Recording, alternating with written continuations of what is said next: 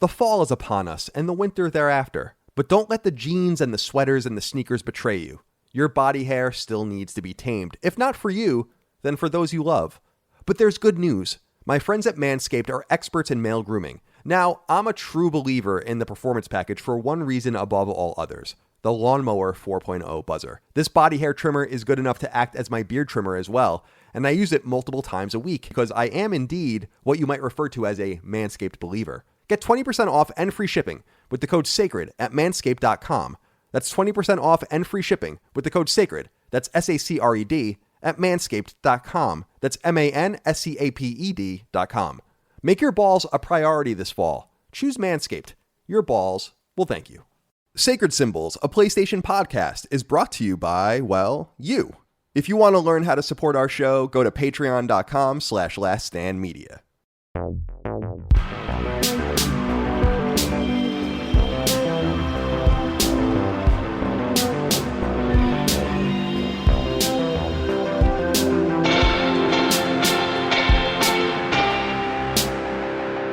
Greetings and salutations. Welcome back to Sacred Symbols, a PlayStation podcast. This is episode number 168. My name is Colin Moriarty. I'm joined as always by my handsome son, Chris Raygun. Chris, you're in your new digs here.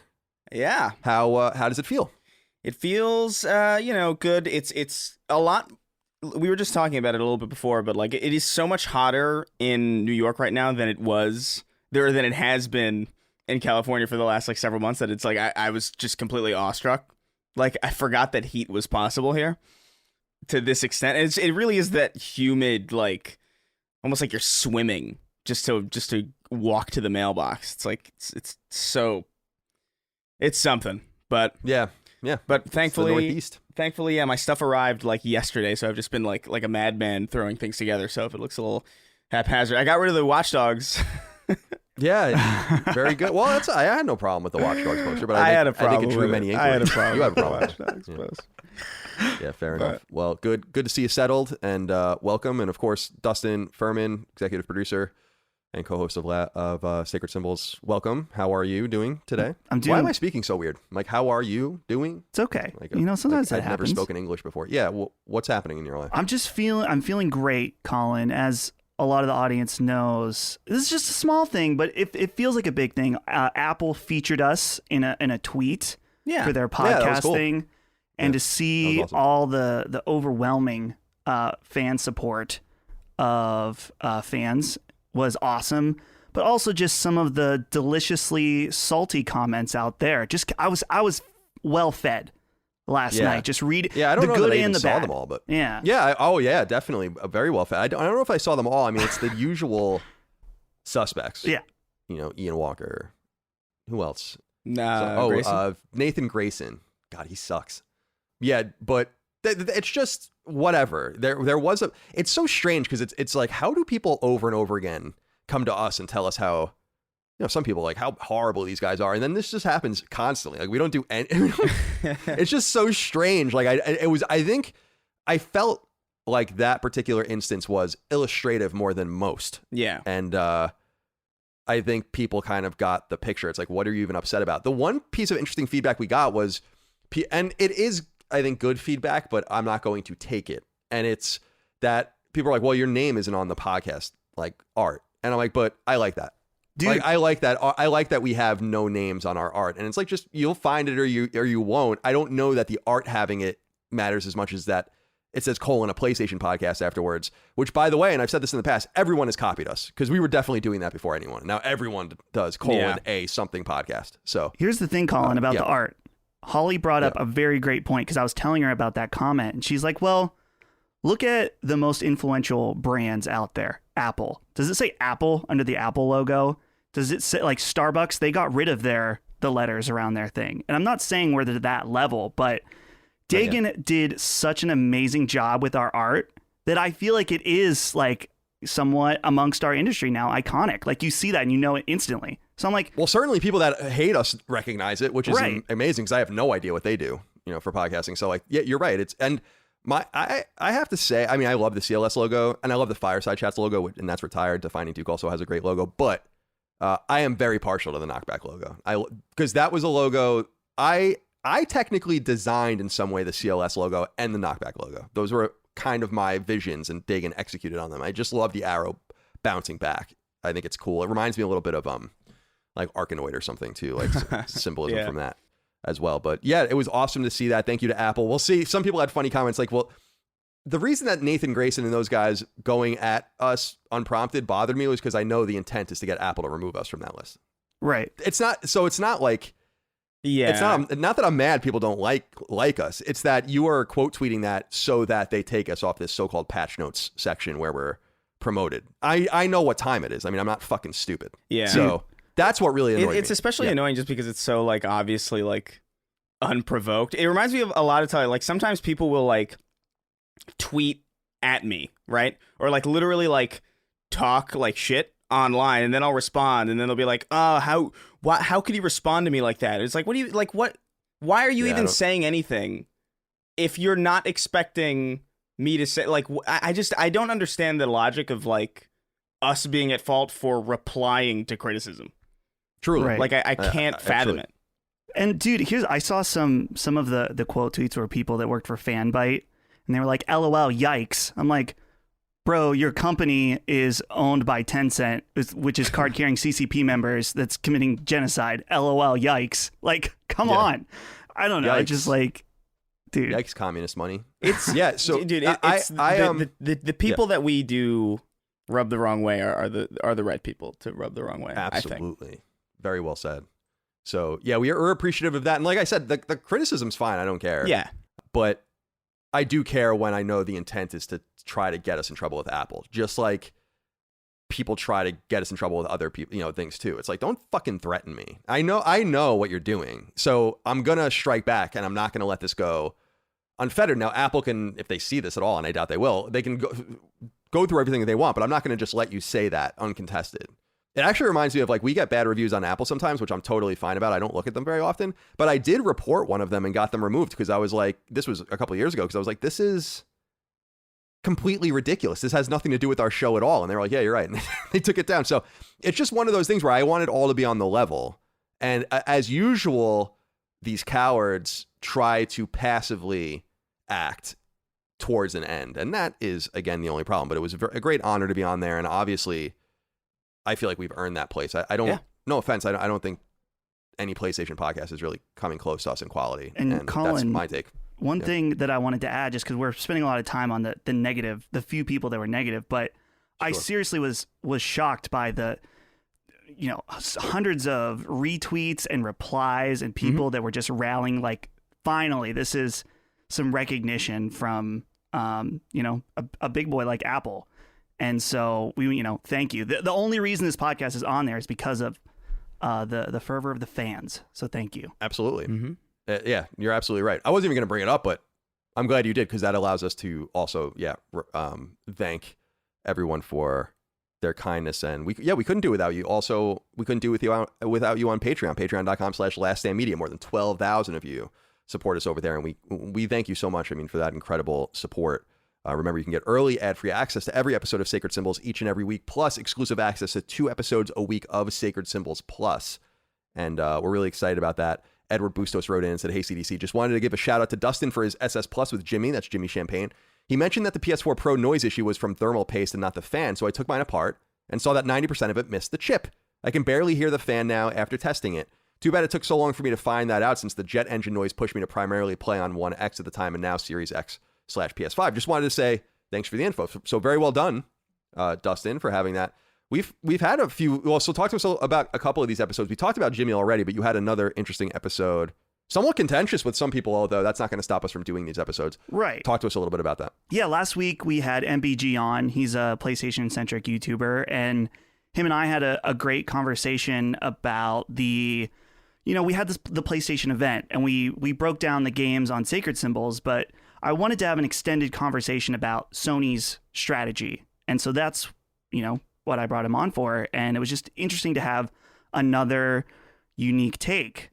Some people have problems with him, and that's fine. But to me, it's one of those things where, people applauded us for Philip and platforming different types of people. And sometimes you're going to like that, and sometimes the shoe's going to be on the other foot. So I felt like the conversation was very pleasant, really great.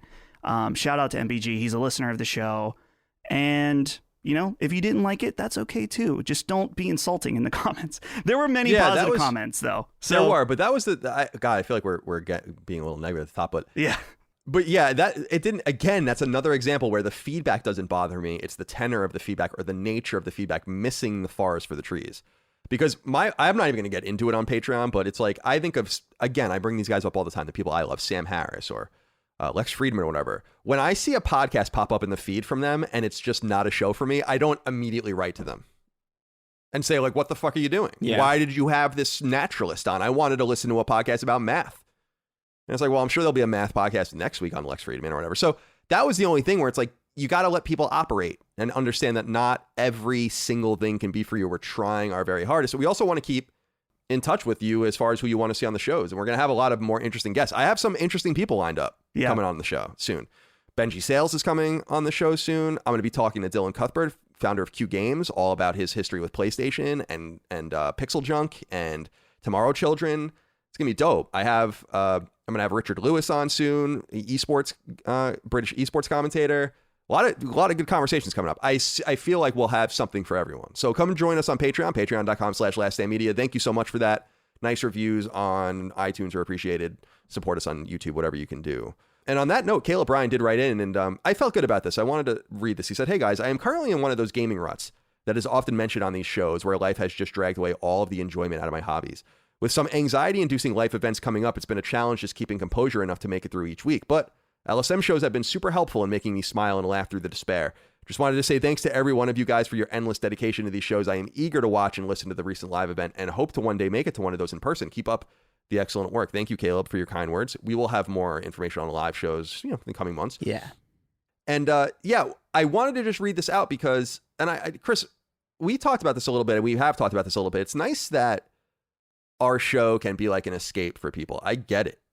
And, like, what do you think about this kind of feedback when we get this? To me, this feels good. Obviously, it feels good to be complimented, but it feels good that the podcast is substantive enough to be there, as opposed to just something that, acts as, for a lot of people, a temporary distraction. Maybe it can be more when you're in moments of most despair. And trust us, we know despair on this podcast. Yeah, no, I think it's awesome. Like, whenever, because this is one of those things where it's like, I think of like the things that I appreciate most in like entertainment or anything. And it's always stuff that was like kind of there when shit was just not the greatest, like shows that just ended up being like comfort shows or, comedians or, some podcasts. And it's cool to know that you've contributed to that for so many people.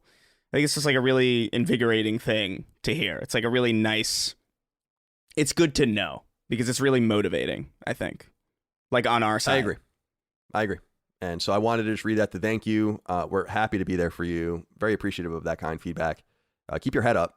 Yeah. Things will improve. I do believe that. Keep your head up.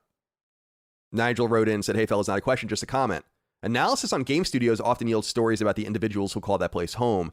As an 8-year industry vet, I love the consistent effort at LSM to highlight the humanity behind every news development, positive or negative. I hope I'm not coming across too gushy, but I got to say it's a breath of fresh air in an otherwise musty space with nerd culture."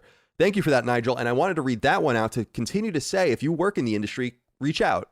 I have conversations with many of you behind the scenes. Sometimes we talk off the record. Sometimes we talk on background. We rarely talk on the record, but I'm always happy to make connections with people. In fact, those connections helped with one of the stories that we're going to read in a little while for me to get some context on something that I'll share with you guys that you don't even know about. But I wanted to thank you for that, Nigel, as well. And yeah, so if you work in the industry, please do reach out.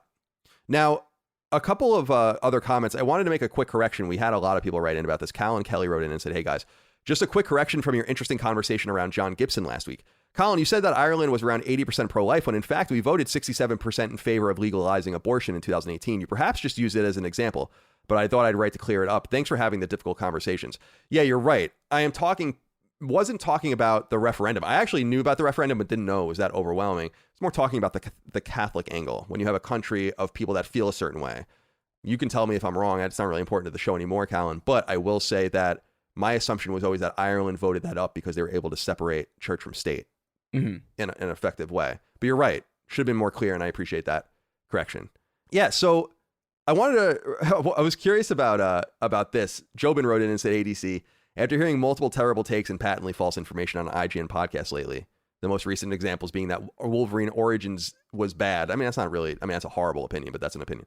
And that the new God of War game was tied to a Marvel copyright. It got me wondering two things. How busy are they keeping those people that they're making such obvious and preventable blunders? And what is CLS's obvious successful method for keeping those kinds of mistakes as infrequent as possible? Acknowledging them. Yeah. Like we just did. Very important. I don't understand why more podcasts don't do that. Right? I was wrong. It doesn't take much to do something like that. Yeah. So I don't know why. I mean, I can't deal with myself not dealing in the realm of corrections at the top. Because if I was listening to me and I was like, this motherfucker was totally wrong, and then he just pretended that he wasn't, it's like, that doesn't rub me the right way. Yeah. So everything's coming together. We're doing very well, I think, with the corrections, but keep writing them in so we can get everything above board. Thank you for writing in, Jobin. All right. Genesis Point wrote in and said, hey, CDC, on the last Sacred Symbols episode, Chris did a pretty bang-on impression of Kermit the Frog. On past knockbacks, Colin also busts out a good Bane from The Dark Knight Rises. So my question is, what impressions can Dustin do? Keep up the great content, Dustin.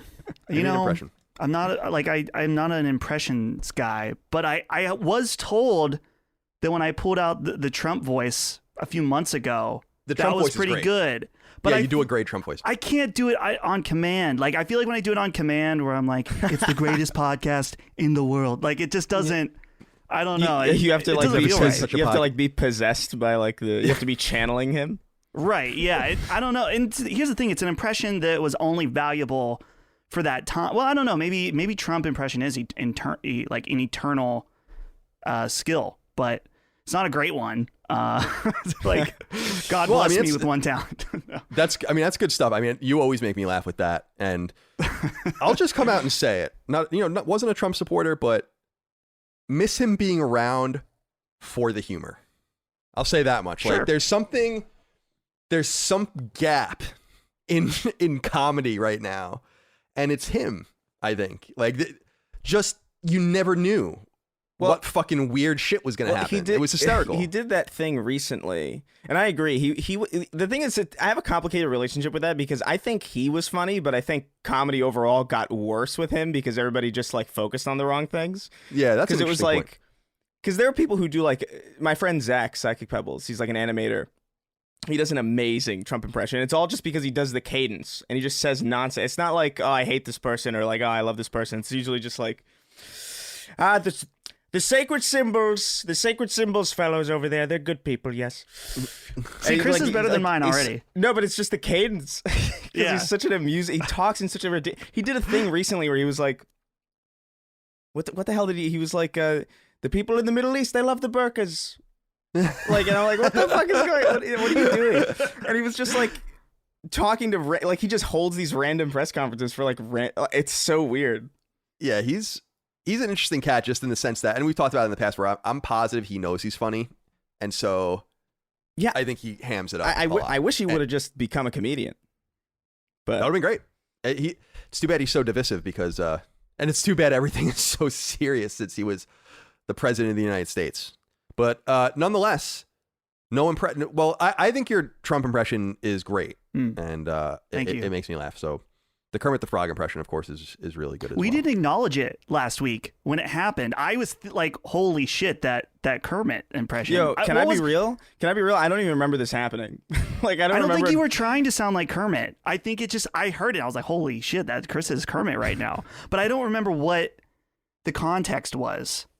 I don't remember the context either. But I try to stay out of people's way when they're being funny as well. I mean, there was that big thing. Did you guys see the when Jon Stewart was on what's the guy on CBS that used to work for him? Colbert. Colbert. Yeah, Jon Stewart was on Colbert like a couple of months ago, and he was doing that like CDC Wuhan virus like routine, and Colbert kept interrupting him. And it was this big controversy in some comedy circles where people were like dissecting, like, get the fuck out of the way. Yeah, like, what are you doing? Let him be funny. So you got to know when to keep your foot off the gas. But Genesis, thank you for writing in. David Graham does acknowledge Dustin here as saying, thank you, Colin and Chris, and congratulations, Dustin. A while back, I had voiced concerns that Dustin was not sufficiently broken for Sacred Symbols. Well, after weeks of consistently maligning his own existence and craving death, I believe our hopeful young boy has devolved into a fellow ghoulish husk of a man. The influence of our 2 other hosts is certainly the key, so good job. Congratulations, Dustin. How do you feel? I'm dying a little more every day, so it is what it is, and I just expect it to. I don't think it'll be a little more each day. I actually expect it to be exponential. There you go. We got him. So yeah. Ladies and gentlemen, we got him. Thank you for writing in. And slowly but surely, things are starting to get back to normal, and entering into the equation for many of you is a vacation, no doubt a much needed one. But don't limit yourself only to the familiar and safe. That's no fun. Instead, consider traveling to a foreign country with an equally foreign language, and when you do, let Babbel be your linguistic guide. Babbel is the #1 selling language learning app for a reason. It's intuitive, friendly, and sensical. Their bite-sized lessons weren't created by thoughtless AI and data scraping, and they certainly don't resemble those horrible classes you used to take. Instead, more than 100 language experts contributed to the creation of extensive lessons for 14 languages, including what I and only I refer to as the beloved Romance Trilogy: Spanish, French, and Italian. While I took French for literally years, like 7th grade through college, I'm an old man now, and I barely remember being in high school or at my university, nonetheless the nature of the classes I was in. Babbel segued me right into relearning French in my case from the very beginning, the fundamentals, like actual fundamentals for the real world, the modern world, not learning out of a textbook written in 1972, suggesting that you meet your friends at the discotheque. Better yet, Babbel's array of lessons keep things fresh. You can play games, take tests, and even speak into the app directly, so it can help you with ever-important accents and pronunciations. I think Babbel is a great tool for learning the fundamentals, or giving you a segue into something deeper when learning the language of your choice. And by constantly changing a lesson's delivery, I was kept engaged and interested. After using Babbel for a short time, you'll be able to peruse menus, exchange greetings, and gain a deeper understanding of what's going on around you in, say, Germany. I've been overseas many times, and I'm always the American dude speaking English and hoping for the best. Don't be that me. Be the me who loves Babbel just like you will. Right now, when you purchase a 3-month Babbel subscription, you'll get an additional 3 months for free. That's 6 months for the price of 3. Just go to Babbel.com and use the promo code SACRED at checkout. That's Babbel.com, Babbel.com, with the checkout code SACRED, SACRED. Broaden your horizons with the gift of language at Babbel.com with the checkout code SACRED. Babbel, language for life. Every once in a while, a sponsorship opportunity crosses my desk that's undoubtedly serendipitous. And when I started messing around with Miro, well, I realized that a tool I knew I needed but couldn't quite articulate existed for me in my business. Miro can best be described as a collaborative whiteboard, which can be shared online with your coworkers, peers, friends, and others to visualize whatever it is you may be working on, discussing, or aiming at. And like the whiteboard you may be familiar with in person, you can do all sorts of things on Miro. You can write on it, sure, but you can also put sticky notes on it, or place videos and images where they make sense, or craft diagrams and more. Ultimately, it's a tool to help a group of people conceptualize a shared vision. Now, I noted that Miro's appearance in my life was serendipitous because my company, Last Stand Media, is completely remote. All of us work in different places, and we need collaborative tools to help us stay in touch and on the same page. In fact, it's been something we've been actively discussing as I discovered this tool, and so it felt like manna from heaven when I started messing around with it and realized that Miro's tools were awesome for a small enterprise like mine. Just imagine what you can do with your class group or your friends or your own company. You don't have to treat it like a work tool, of course. You and your buddies can use it to joke with each other and more, but in a professional world increasingly structured around remoteness, it's tools like Miro that will help rebind us. As you can see, Miro is creating a revolution in how we create and collaborate, so join over 20 million users today. You can sign up and use Miro today for free right now by going to Miro.com/sacred to start your free account. That's Miro.com/SACRED. Sign up today to take advantage of 3 free whiteboards with this exclusive offer. Go to Miro.com/sacred, Miro.com/SACRED, and start using Miro today. There's no reason to delay. All right, let's get into some PlayStation news finally. Almost 20 minutes into the show. I wanted to start with the firmware updates, just to let everyone know, in case you haven't turned on your console. PS5 and PS4 both have new meaty firmware updates. PS5's, of course, is the most important for us, but some of you are still playing on PS4, and so you'll want to check out 9.0 over there as well, which, amongst other things, kind of lets PS4 read the PS5 for the first time, which is good in terms of its network functionality. You can see trophies, you can see the games you played and all that. You weren't able to do that on PS4. You still can't do that on Vita. That's never going to happen. Vita just has no idea what you've done on PS5. And we'll talk a little bit about that functionality a little later as well with another story. But otherwise, we have the new PS5 firmware update, and this allows for better audio support, 3D audio support with built-in speakers, SSD storage expansions, and what was most important to me, trophies. And I gotta say, the trophy list has gone from horrible to the best it's ever been. Like that. Well, I don't know if you guys looked at it, but it's perfect. You went from these weird squares made by people that never hunted for a trophy in their lives, and they went back to a list like on PS4, but they've buffed the list out so where you can see the name, and then in the square next to it, you see the full text of it. Then you see the rarity. So you see it all at a glance. And you can see like 5 or 6 at a time. It's wonderful. Very, very excited about that. And so relieving, because that was really kind of ruining things for me a little bit. I know it sounds crazy, but it was, I mean, they fixed it. They knew it was a problem. Yeah. And so did either of you, let's start with you, Chris. Did you get a chance to mess around with the firmware yet? Well, so no, because my stuff literally, like my console's been in a truck for like the last 3 weeks, and it just got here yesterday. I still haven't even turned it on yet. I hope it still works, but my PC works, and that's like more sensitive, so like I assume everything's fine. But I haven't turned my PlayStation on like in 3 weeks because I haven't had it. But that's a great point. So we'll consult with you on that next week, Dustin. Yeah. Have you gotten a chance to use the new UX features, etc.? Yes, a little bit. The most funny thing to me that I'm seeing, and this happened to me, was when I booted it up, I was like, there's 2 copies of It Takes Two on my menu bar because I had both PS4 and PS5 installed, which usually I'm pretty savvy and go in and delete the old one. But I saw some people on Twitter that were like, I have 2 copies of all these games on my system because the way that well, I guess the lack of the differential or whatever between PS4 and 5 was just non-existent. They just had it, so you had to like go in the menus to switch it. And so now it's very clear that there's a PS5 logo or a PS4 logo before each game. And it's funny. It's such a... Can you call something a quality of life improvement when it's actually like so embarrassing that it wasn't there to begin with? Yeah, that's an interesting point. It's how I feel about the trophy situation. You're right, where it's, I want to gush, but if you just consulted with someone, you would have gotten this in the beginning anyway. Yeah. And you're right in the sense that the PS4, PS5 thing, this is actually the second iteration of that. Remember that when PS5 launched, it was way more, even more confusing what you were playing. And then they made that like buff out, like that bump out with like PS4, PS5, that menu. Yeah. Then they brought it to this. And my whole thing is like, maybe just don't download the PS4 version automatically on PS5. Like, let people go do that if they want to.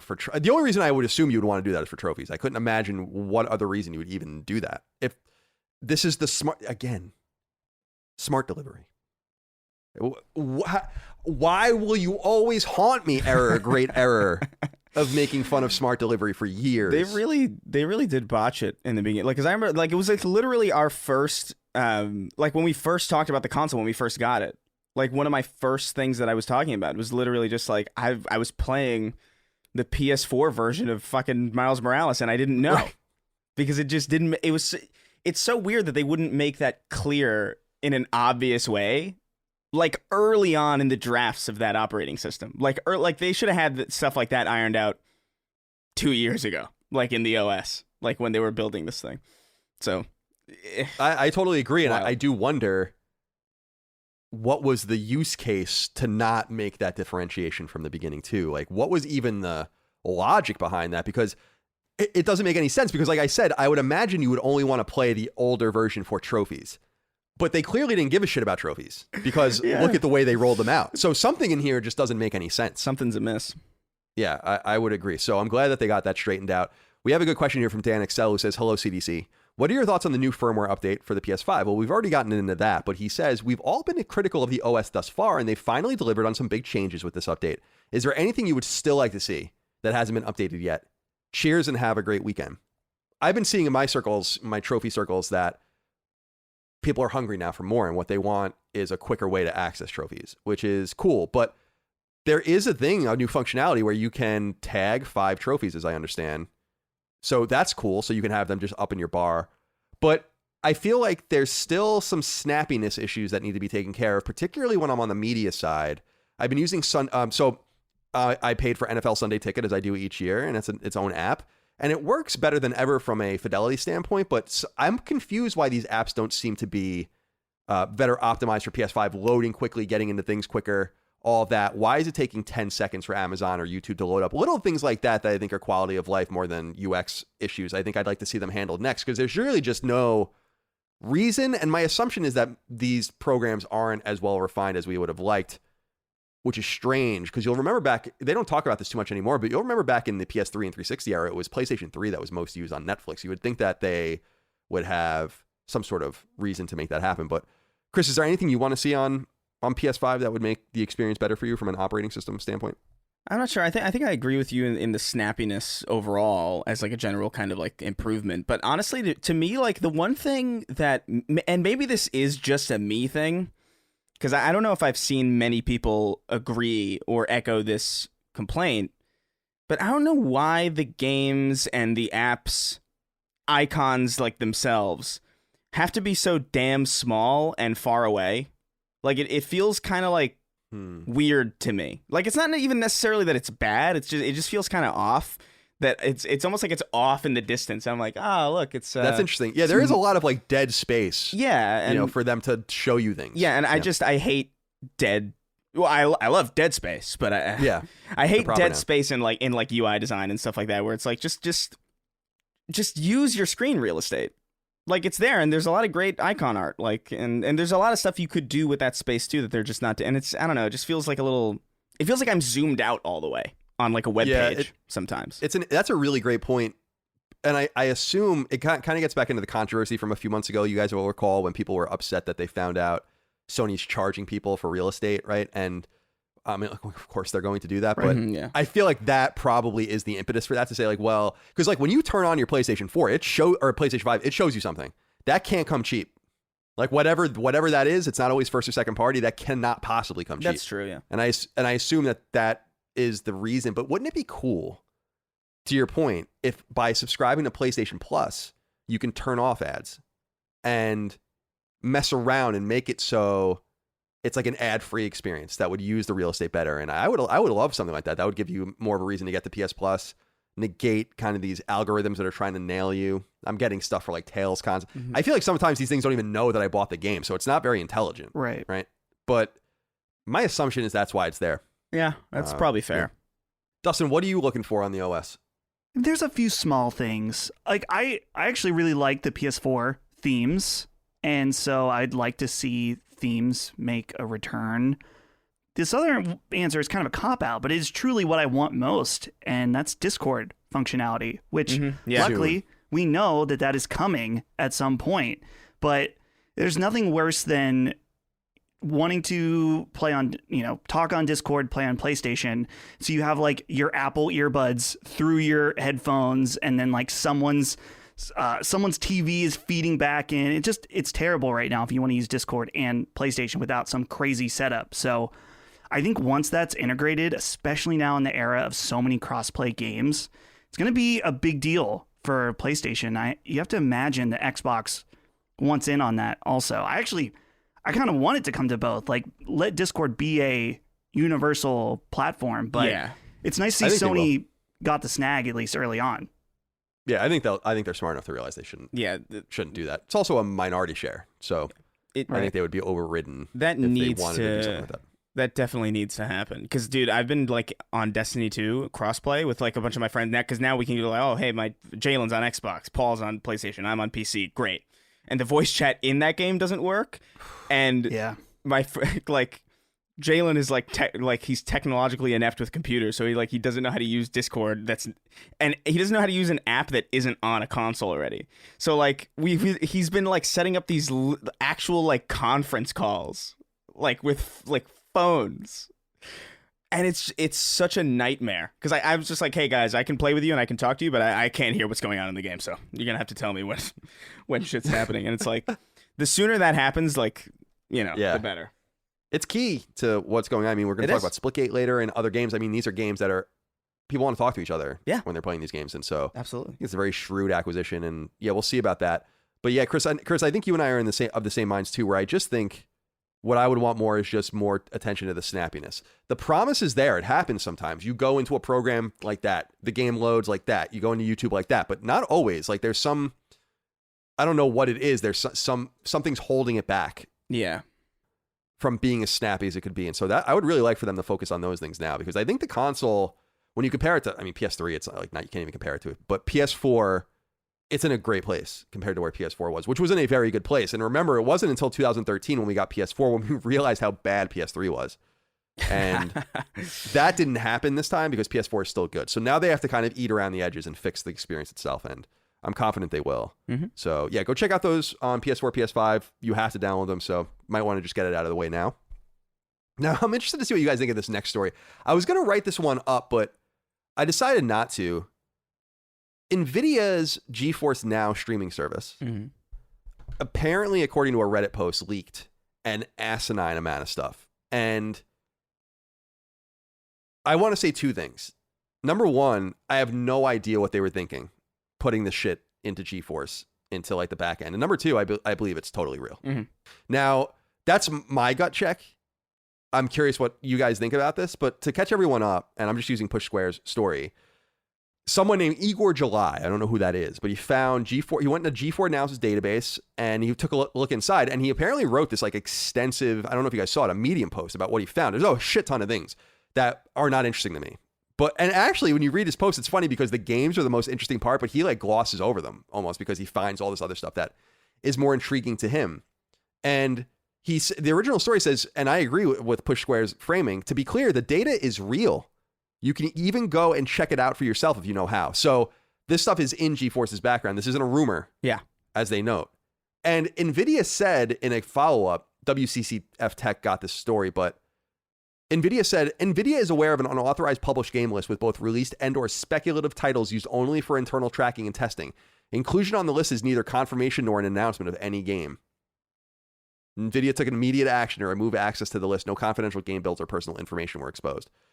Some of the games on here include Chrono Cross Remaster, Final Fantasy Tactics Remaster, Final Fantasy IX Remake, Kingdom Hearts 4, Resident Evil 4 Remake, which we already knew about, Street Fighter 6, which we kind of already knew about, Dragon's Dogma 2, we kind of already knew about, Monster Hunter 6, which kind of already knew about, the GTA remasters, which leaked, BioShock, which is dated as coming in 2022, and that might be a remake. We don't know yet because it just says BioShock 2022, Mirror's Edge Remaster, an untitled Respawn game, and Titanfall 3. Tekken 8, The Talos Principle 2, Crysis 4, Batman Arkham Knight Remaster, XCOM 3, Injustice 3, Gods Will Fall, Destroy All Humans 3, Sniper Elite 5, City Skylines 2, Fight for Middle-earth, Mortal Kombat 12, Call of Duty Modern Warfare 3 Remaster, and as I noted on Twitter, Activision denied the existence of that game at all, which is my one hanging point, my one hanging chat here. Helldivers 2 on the list as well, a second-party Sony game, and then the crux of the issue for us here on this show, although there's much to discuss. There are 8 games on PS5 listed as coming to PC. God of War 2018, Horizon Forbidden West already listed, Gran Turismo 7 already listed, Returnal, Demon Souls, Ratchet and Clank, Rift Apart, Sackboy: A Big Adventure, and Ghost of Tsushima, which is already on PC. So, and will be migrating potentially to their streaming service. Let's start with you, Chris. What is your gut check? First of all, do you think this is real? I mean, we know it's real, but do you think this... I don't even know how to say this. NVIDIA's comment confirmed it to me that they're real. Yeah. Because they say no builds have been leaked, no personal information was exposed. It's not a confirmation or an announcement, so it's like these are real games. And they really fucked up. Although, I mean, you could assume... What I was saying on Twitter is nothing on here is like out of the ordinary. There's no massive announcement here, in my opinion. A lot of people were excited about some of this stuff, but none of this like blew me away. I think there are a few. I think the fact that Final Fantasy Tactics is being remastered is pretty amazing to me after so long. Oh my god, it's exciting. Yeah. And that's coming from somebody who's like not super familiar with Final Fantasy or the tactics genre in general. Like that's just kind of surprising to see after so long of like getting nothing. I think Titanfall 3 is really interesting to me because that's just I really did think for sure that was just never going to happen.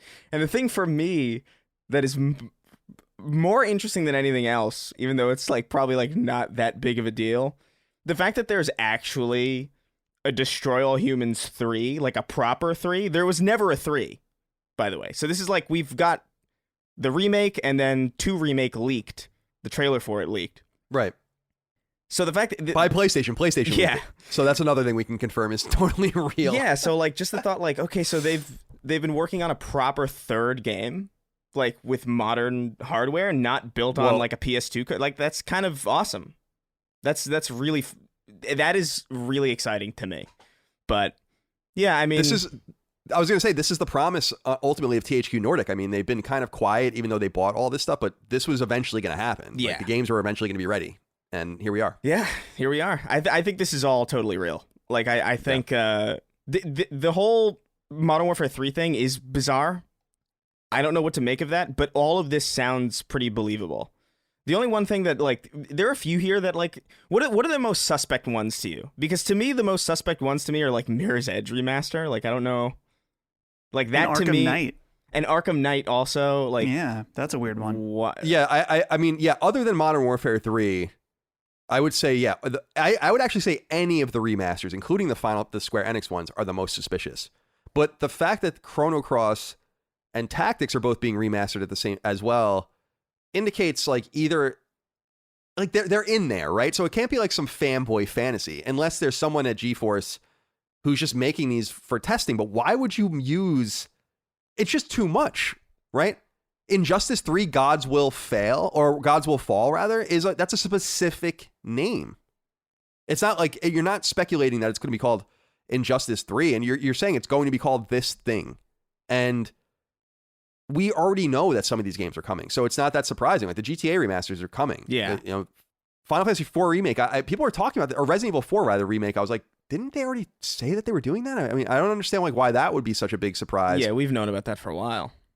Helldivers 2 might be the biggest surprise in some way, and people were curious about this, about its, Arrowhead Studios makes it. Sony owns the IP. It's a second party game.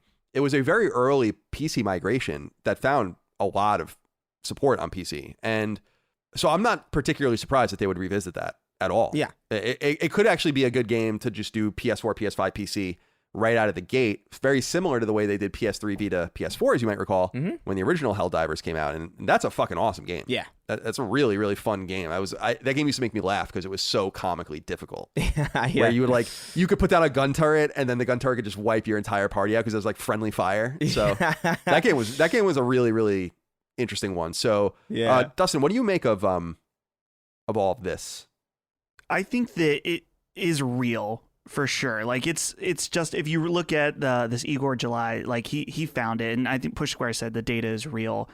The one thing that I would say is that there may be games that have been either canceled or they were just prototyped and may not come to fruition. For example, I think the Modern Warfare 3, no doubt they were testing around and seeing if that was something they wanted to do, and they may. The scuttlebutt is that it might have even be done. Right. And they just aren't releasing it. Right. Yeah, anyway. Exactly. Yeah. So I think that one of the most important points to hit on here is the existence of all these PlayStation games. And people know, but I'm not a developer. This is just speculation. I may be wrong. I'd love to hear feedback about this. But my theory on all these PS5 games being on here is that Sony has a PC strategy now. They know that these games will eventually end up on PC. It might be 3 to 5 years for some of them. But now that they have this strategy, it would make complete sense to me that during the development of these games, they told the devs, like, hey, we want to put these on PC, keep it open, or maybe if they have a team that would even be dedicated, a smaller team within the developer to do that, or they've already sent the code over to Nixxes to start on these PC ports. So to me, like, I saw some of the more fiery Twitter people saying like, see, no reason to own a PS5 now. They're all coming to PC. I'm like, well, yes, that is correct. They're all, I would say, coming. That, though. What's that? We knew that, though. I mean, that's why people's it's like, why are you? People are so annoying. I know. With that shit. It's like, we knew. I mean, they just bought Nixxes, like you said, and they had said that these games. I mean, it's not a surprise that these games are coming to PC. I think you could be right. I really think GeForce just completely shot the bed here. Yeah. I mean, let's be clear. I want to go through these. So we have 4 Square Enix games: Chrono Cross Remaster, Final Fantasy Tactics Remaster, Final Fantasy IX Remake, and Kingdom Hearts 4. Then you have 4 Capcom games: Resident Evil 4 Remake, Street Fighter 6, Dragon's Dogma 2, and Monster Hunter 6. Then you have, 2 2K games and Grand Theft Auto Remasters and BioShock 2022. Then you have 3 EA games: Mirror's Edge Remaster, Untitled Respawn Game, and Titanfall 3. Then you have some Bandai Namco stuff with Tekken 8. You have indie stuff with Talos Principle. You have stuff with Crytek with Crysis 4. You have stuff with the WB with Arkham Knight Remaster and Injustice 3 Gods Will Fall, and THQ Nordic with Destroy All Humans 3, and Embracer with, actually it's Rebellion with Sniper Elite 5, and all the rest. There's a lot of shit and a lot of people they fucked. Now, it doesn't really matter that these games were revealed like this, but it kind of sucks for the various studios, depending on the project. BioShock 2022, that's vague. I have no idea what that means. But, Final Fantasy IX Remake, it's a pretty big deal. So we'll see. I think we all have the same gut check, though, that this is real, and we'll find out, and I just don't think there's any way for NVIDIA to put this back. Although, if you guys want to go read the Medium post, you should. It's ighor.medium.com. So Igor with an H, .medium.com, and you can check all that out if it pleases you. Let's see, what else do we have here? Hi, I think I'm real wrote in and said, top of the morning, boys. I know this show is somewhat averse to speculation, but that NVIDIA leak is a bit too big to ignore. I'm trying to hold back premature excitement, but come on, man. Final Fantasy Tactics Remaster, Final Fantasy IX Remake, anything on that list you find interesting? Maybe titles that seem pie in the sky. I do want to ask, I was loath to not ask, what is the game that you're most excited about on this list? I mean, what is the one? And I would agree with Chris that Final Fantasy Tactics Remaster is tantalizing. I mean, it's been 24 years since Final Fantasy Tactics came out. We got those 2 Tactics Advanced games and the port on PSP, but it's been a long time. So, I mean, that was the one that really stuck out to me. But Final Fantasy IX Remake would be nuts just because I'm curious who would even be making it. And, of course, the GTA remasters are quite tantalizing as well. Chris, what is the game on here for you? Destroy All Humans 3. Easily for me, because that to me was that's a fictional game. I was looking forward to that game in high school, and it never came, because what happened was they had this Wii game called Destroy All Humans Big Willie Unleashed, and it was a spin-off, and they didn't have any of the original actors in it, and it was just what the fuck is this? And then they did this horrible 360 kind of sequel.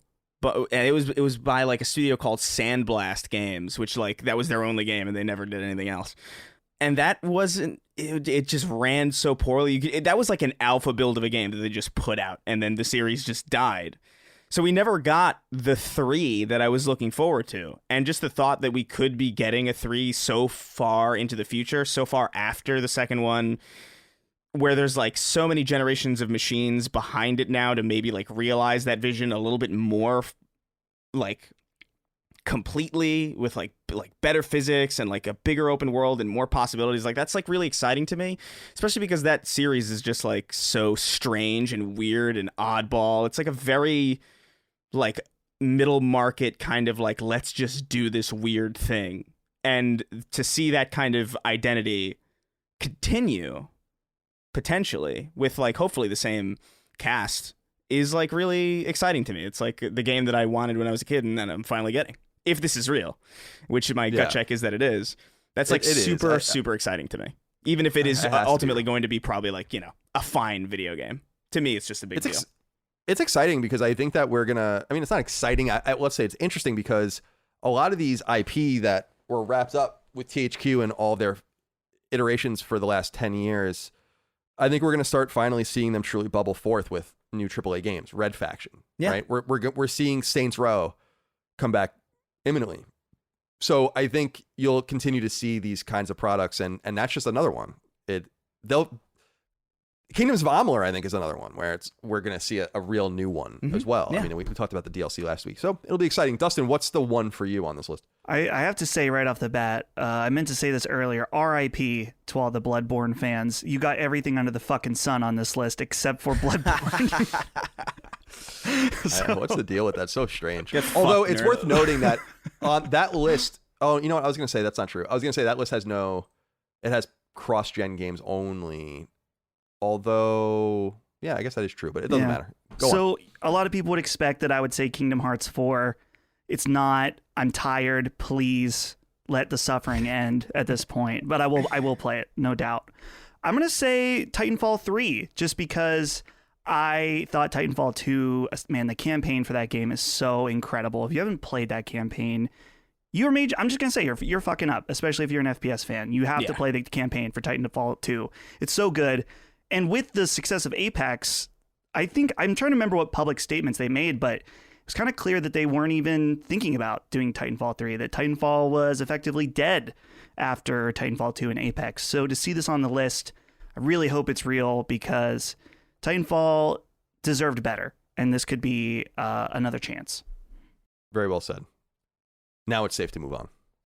The fall is upon us, and the winter thereafter. But don't let the jeans and the sweaters and the sneakers betray you. Your body hair still needs to be tamed. If not for you, then for those you love. But there's good news. My friends at Manscaped are experts in male grooming, and before you know it, you'll be all cleaned up and ready for prime time, thanks to the wonders of the so-called Performance Package 4.0. Now, I'm a true believer in the Performance Package for one reason above all others: the Lawnmower 4.0 buzzer. This body hair trimmer is good enough to act as my beard trimmer as well, and I use it multiple times a week. In fact, I still use my Lawnmower 3.0 too, because I am indeed what you might refer to as a Manscaped believer. The Lawnmower is wireless, powerful, and it truly works, which, as many of us know, is a lot to say for a buzzer, since so many don't work whatsoever. You can safely take care of your unmentionables with it, sure. You won't cut yourself like you would with a razor, and you won't tense up with every slash. But it really is great for everything: your chest, your armpits, and so on and so forth. I even get on my knees like I'm praying for my life as my girlfriend cleans up my neck with the lawnmower. It's fantastic. Of course, the Performance Package also comes with some other notable items, including an ear and nose hair trimmer and even a so-called ball deodorant, which I know you simply cannot resist. It all comes with a travel bag, which is convenient, and of course, since Manscaped has had more than 2 million customers, rest assured you can purchase their many men's care items a la carte too. Your special lady friend may even try to steal a few of these items, and no, I'm not accusing her of having unseemly body hair.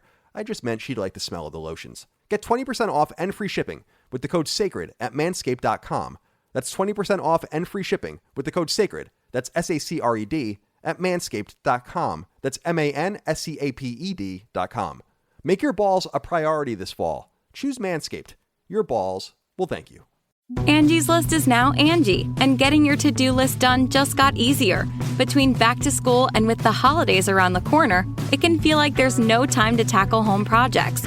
Whether you need help with emergency repairs or major upgrades, Angie matches you with top local pros who can get the job done right. Browse reviews, see upfront pricing, and instantly book hundreds of projects. Save time for what matters most. Book your next project at Angie.com. That's ANGI.com. I wanted to talk a little bit about this. I want to talk about God of War generally because, first of all, Cory Barlog notes that they're ending, and this is a pretty interesting thing here on VGC. I have it, Video Game Chronicle, great website. Says that, and this is according to Cory Barlog, who was on Captain Kuba, who I guess is I don't know who he is, but a YouTuber and a podcaster, says, I think one of the most important reasons, and he's talking about why they're ending it after the second game, the Norse Saga. He says, I think one of the most important reasons is the first game took 5 years. The second game, I don't know how long it's going to take, but I'm just going to throw out that it's going to take a similar time. And then if you think, wow, a third one in that same amount of time, we're talking like a span of close to 15 years for a single story. And I feel that's just too stretched out. I feel like we're asking too much to say that actual completion of that story taking this long feels too long. And given sort of where the team was at and where Eric was at, what he wanted to do, the director, I was like, look, I think we can actually do this in the second story, because most of what we were trying to do from the beginning was to tell something about Kratos and Atreus, that the core of their story's engine is really the relationship between these two characters, and the complexity radiates out like ripples in a pond. And we can make it an ocean and make those ripples go on for thousands of miles. But is that necessary? And is that beneficial? Or are we feeling like it's spreading too far apart? The ripples get too far apart and you sort of lose the plot a little bit. I thought this was interesting because this is what people say about The Last of Us. And I wonder if they learned that lesson from this too. But Dustin, let's go to you first. I mean, what do you make about this? That we knew the Norse arc was ending, but why they're ending it? I think it's well said from multiple angles. I don't think anyone wants to work on a series for that long, first of all. I don't think... I'll get into this a little later, but I'm not so sure God of War demands like another game after this. Like, let it rest again for a little while. Look what you did by bringing it back and making it a thing. And so I think there's a lot to say here, but what do you think about what Cory had to say? It's interesting, and it's very respectable in that, you know, movies, TV, whatever, are always, it feels like, at least trilogies. Like, you got to do 3. And so to be forward and be like, yeah, we don't want to do 3 because we can tell the story in 2 is cool. It's very upfront. I like that. The question I have is just that Sony only, you know, they love IP, they love franchises. And so I'm wondering, I'm like, okay, so the Norse trilogy is done. Does that mean that you have an idea for, or Norse trilogy? See there, I just said it instinctively, said trilogy. The Norse story is done. Saga. So, the saga, yeah. Right. So do they already have a plan for where Kratos goes next already? Or do they have a plan for whatever game that Sony's like, okay, we're willing to put that money aside for some time in order to do something else? Like, maybe, who knows, maybe Santa Monica has a licensing deal for like a Marvel thing or a Star Wars thing or whatever, because they're clearly, you know, Sony's much more, I don't want to say so much more money focused now, but now that we see them really getting into bed with Marvel, I wouldn't be surprised if we see other big licensed titles. I hope that's not the case. But well, remember, they have a third party, kind of second/third party thing going on with Aspyr and Lucas for KOTOR remake, right, which they're funding. But they couldn't extract that exclusively. I'm very curious about what the hell happened there. Like, why wouldn't they just get that? But I think it says that Disney is not interested in having exclusive Star Wars games, which is smart. And I think MCU even having exclusive games, or Marvel having exclusive games, I think is very, frankly, strange. But I think that, I don't know if that was always the intention until Marvel encountered Insomniac and realized that it was going to work out great for them. But my hope is that, even though this is possible, I would love Santa Monica to just explore some new IP. I think they're working on another game now. And yeah, so what do you think about what Corey had to say, Chris, and kind of the candor of the operation? I totally get it. I would never want to work on a creative endeavor, like something I'm making, like a piece of art. Can you imagine making that for 15 years? And also, I think it's time to put God of War away, like I said, again. And also, I wonder, in future iterations, could God of War exist without Kratos? Be an interesting question to conquer. Could it be about Atreus or something like that? I don't know. So yeah, what do you think? I don't know. I think I appreciate it. I don't really think God of War demands a trilogy again. I do think it is too long. You know, like it is like a really like ungodly amount of time to spend working on one story. And I think honestly a lot of it probably came from the fact that they were probably going through designing this thing.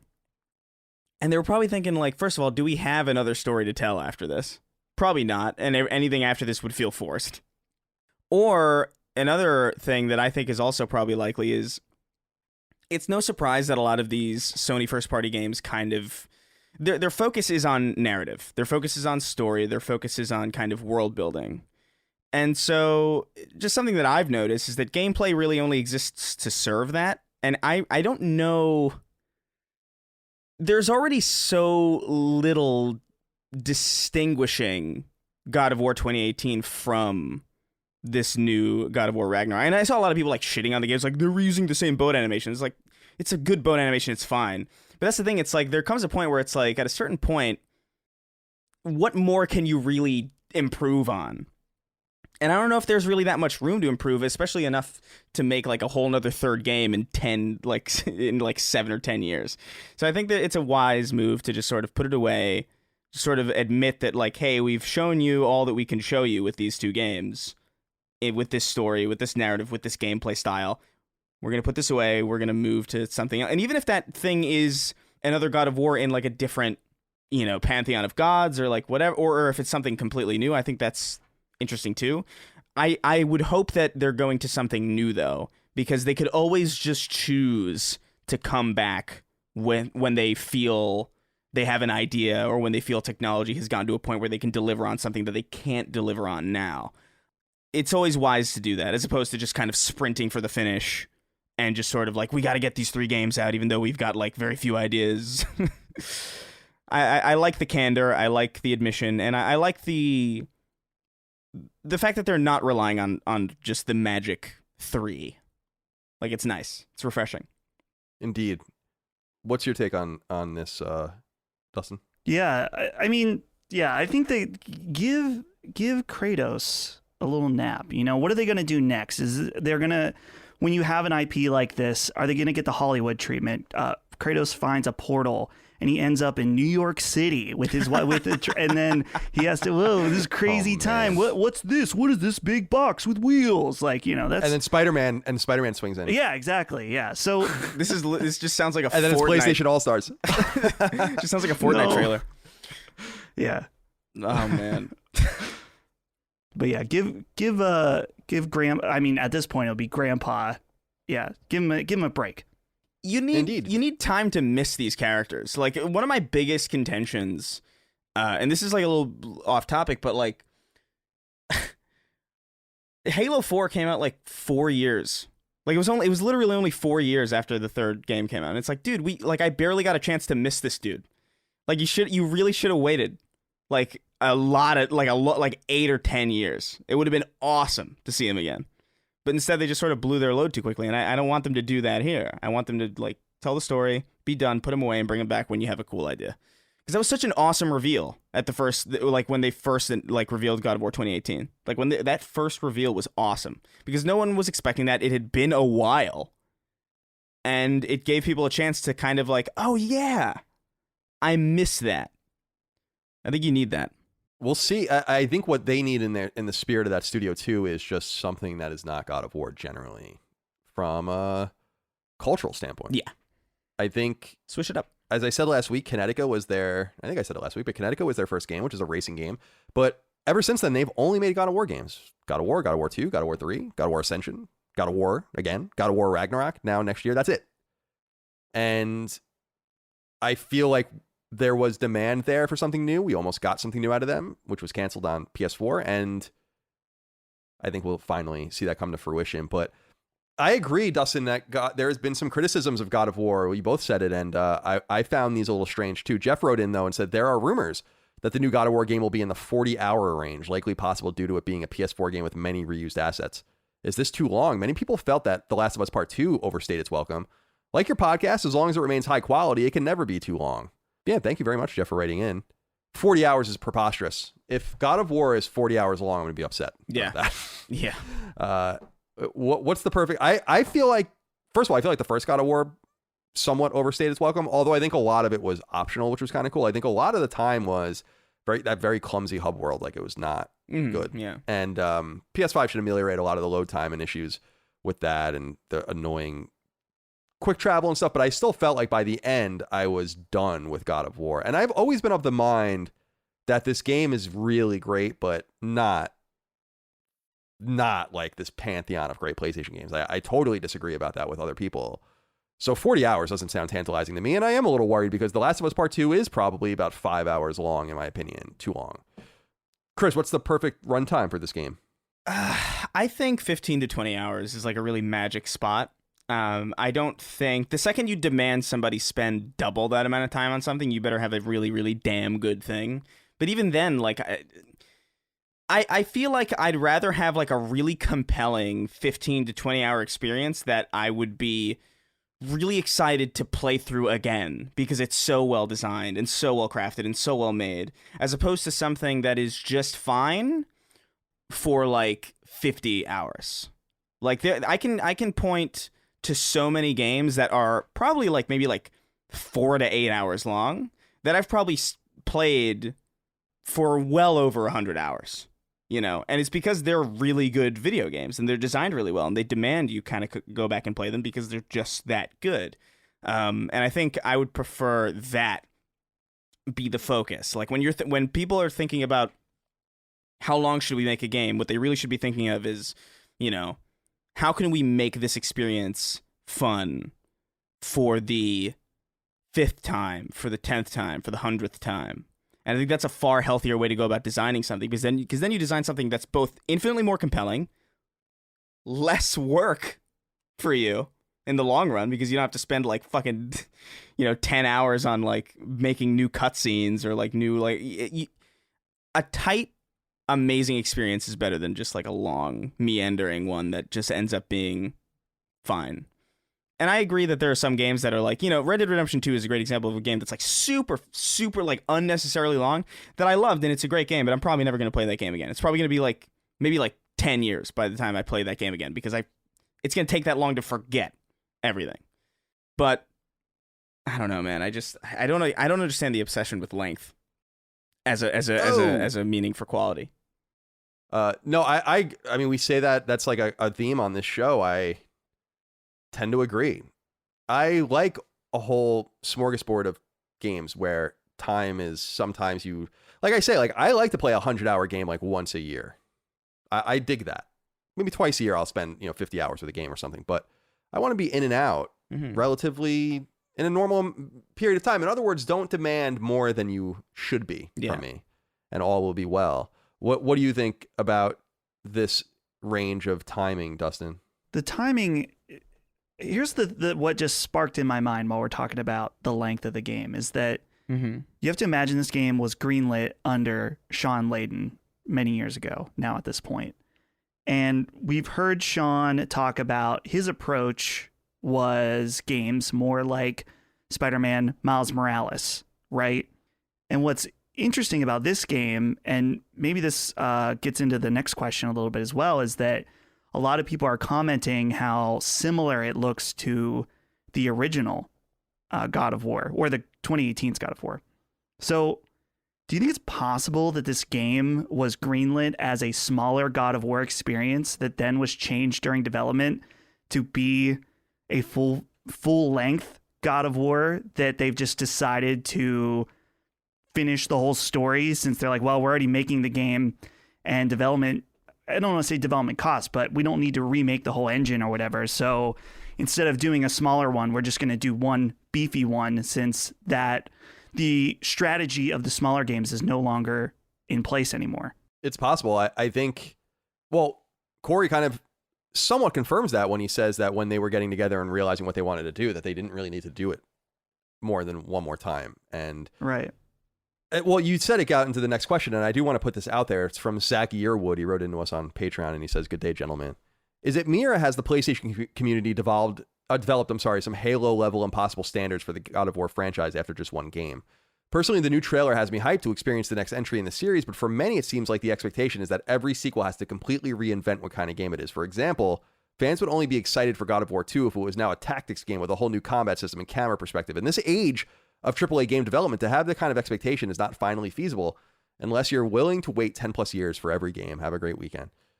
I think that I was a little befuddled by some people's comments, like that one, like the boat pushing animation. Yeah. When I first saw that, I was like, oh yeah, that kind of is weird, especially because they would choose to showcase that, and people are going to make that connection.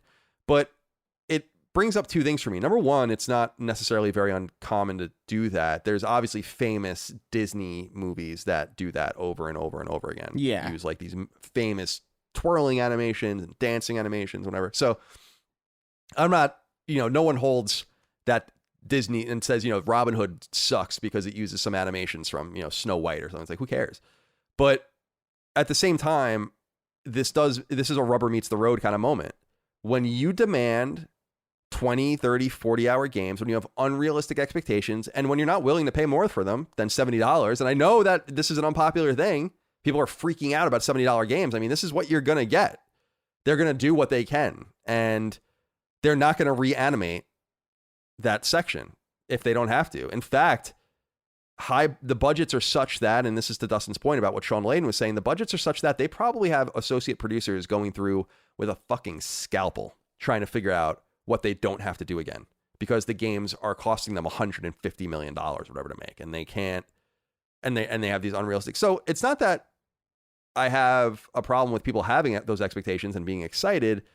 I just think there needs to be a little bit more education into how this works. Like what would have you gained from them reanimating Kratos pushing a boat into the water if it looked so good the first time? Yeah.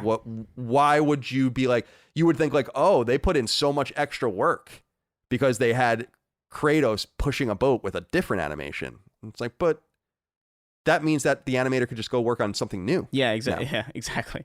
It's like really, I feel like people don't really fully understand like game development or even just animation. Like, just like, I feel like people need to understand that like it's better to work smarter than it is to work harder. Like, you don't need to like make an insane amount of work for yourself when all the work that you've already done works. Like, this isn't like a sequel to a game that came out in 2007 that demands like higher fidelity animations than what you got back then, because motion capture is now a thing and people are going to notice. And it's like, the last game arguably still looks really good now. Like, if you put out that game today, it would still look really, really good.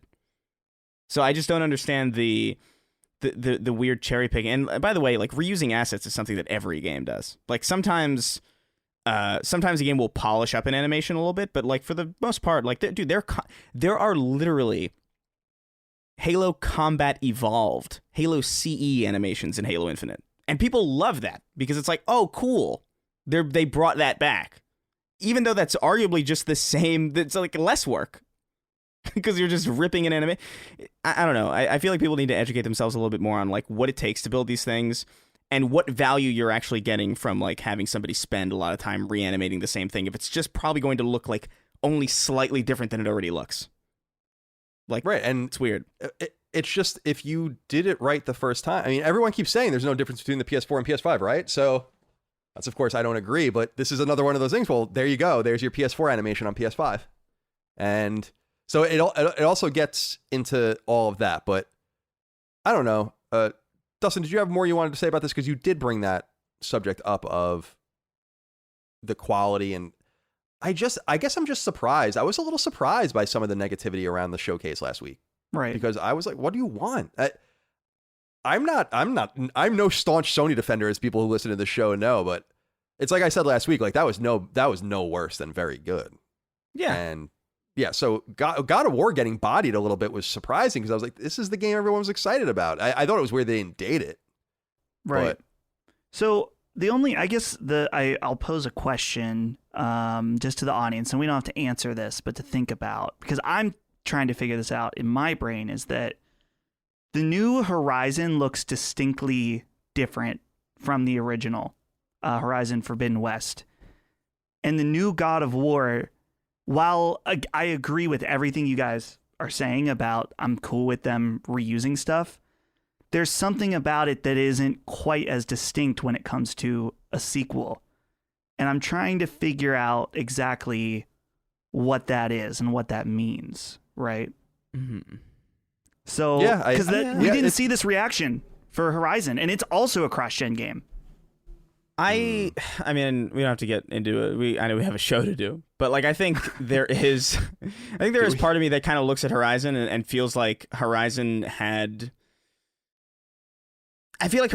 more room to improve than God of War 2018 did. I feel like like the studio that made God of War 2018 understood what they were making, and it was like decidedly new, and it was decidedly like very good. They have experience making those third-person action games, as opposed to, you know, Horizon, which was this FPS studio trying something new. Like, I remember when I played Horizon for the first time, it didn't grab me as much as it grabbed everybody else, because to me it really did feel like, oh, I can tell that this is like a studio's first attempt at doing something like this. It's a very good attempt, and it's very solid and very, very well made, but I could feel that kind of like learning.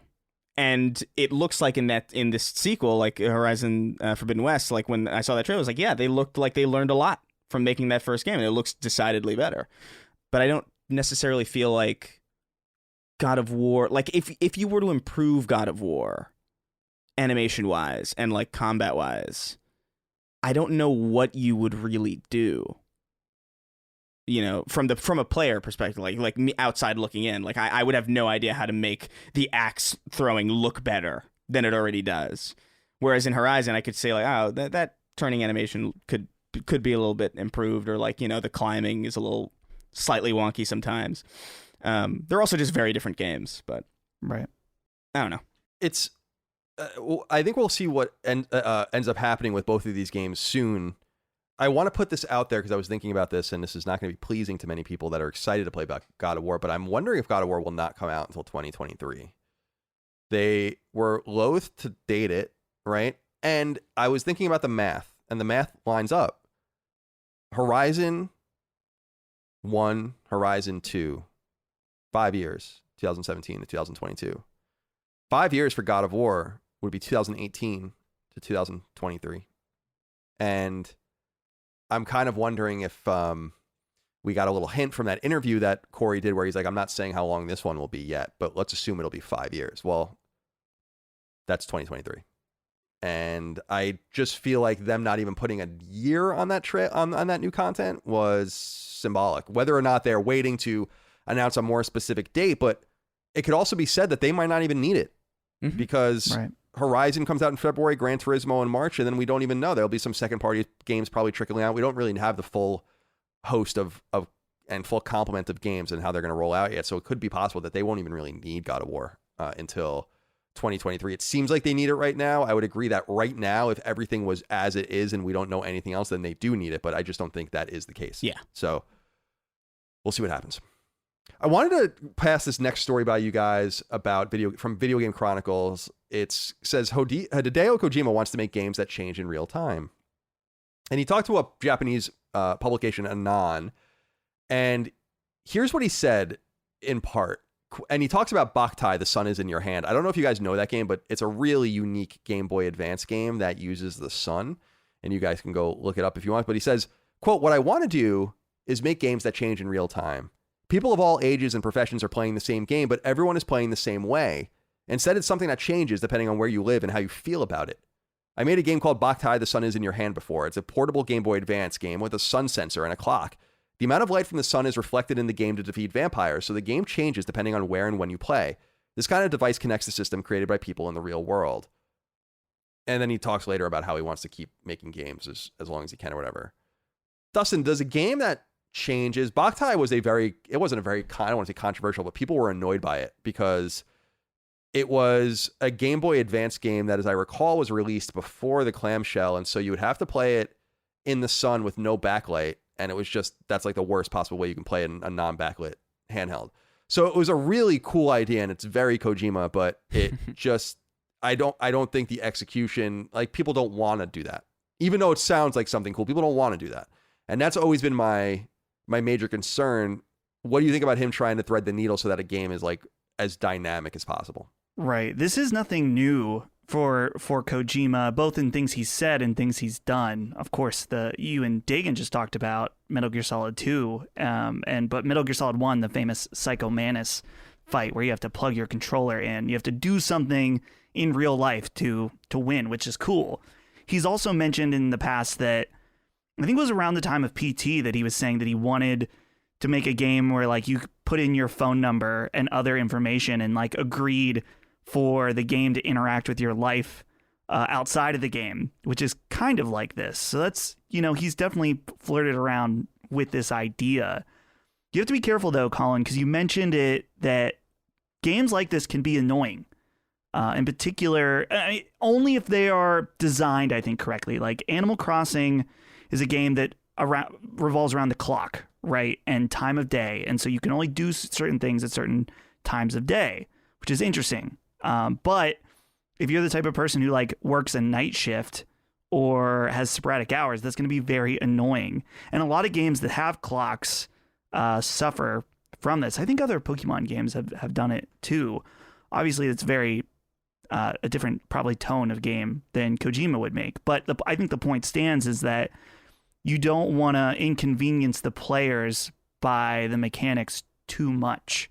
It needs to be compelling enough that it's worth that level of inconvenience. And I don't know if anyone has truly cracked that. That's very well said. Because it's true, like you even started to experience it to varying degrees with Wii.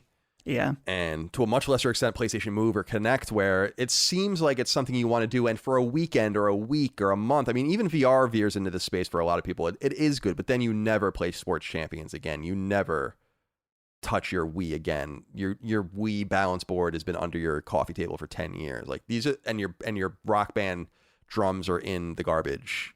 So it is a little bit of a risk, but a fun one. And I will say that Kojima always blurs that line, Chris, because in playing Metal Gear Solid 2 again recently, it's so stiff and annoying to play. Even by, it wasn't as bad as I thought it was when I was playing on a Vita, but even by 2001 standards, like that game is stiff and annoying. And it's fun. It forces you to play a certain way. I like it. I like holding the soldiers up. I like getting their dog tags and stuff, but it doesn't feel quite right. And I was thinking about Death Stranding. where you and I both love that game. It is, for me, bordering on absurd. Yeah. Right? He brings it right to the line, and it's quite good. And so maybe he could do something like this. I just don't know. Dustin, what you were saying scratches something in my mind. It might have had something to do with Metal Gear Solid 5, even, where he was saying something like that, where like it's like you send things to your phone and you get like, it's almost like a codec kind of thing. Yeah. So what do you think about all of that, like kind of immersing yourself more? He's an auteur, so he's always thinking about how to push it. Yeah. I mean, look, I'll say this. I don't know if I'm on board with the whole like sun sensor thing. Or things like that, right? And I don't think Kojima is necessarily the kind of guy to like mess around with peripherals so much. He's not the type of guy to like maybe like jump into like, oh, I wonder what Kinect will do. I feel like he's more like, what can I do with the game design and what we already kind of universally accept as the tools for playing games. Like, oh, like Dustin brought up the Psycho Mantis like unplug the controller thing. Like, I think he thinks about things in that way. And while I'm not like sold on this idea of like, you know, having a restrictive clock on like when you can play or like some weird light sensing mechanics like through the camera in your console or whatever, I would say that I do want a Kojima that is thinking like this, because I think we get really interesting shit out of it. Like you said earlier, you know, why would anyone want to do that? And the answer is like, well, why would anybody want to deliver packages for like 20 hours? That's the point. Right. It's almost ridiculous. Yeah, you know, it almost no, is. it is. Yeah. It is ridiculous. Like I remember seeing trailers for that game and like I've told the story many times. I thought it was going to be terrible. Like I couldn't understand why anyone would make it, and it ended up being like probably. I don't remember what else came out that year. I'm not even sure what year it came out at this point. My memory's like dying, but I remember it definitely being in like at least the top 3 games that I played that year. And I fell in love with that game, and it was amazing because I wasn't expecting that concept to grab me. And I think, you know, the best Kojima is the one that's thinking in this weird, like the worst thing you can ever hope to hear from Kojima is, I think I'm going to make a third-person shooter. You know, like I don't want to hear that. Like I want to hear shit like, yeah, I want like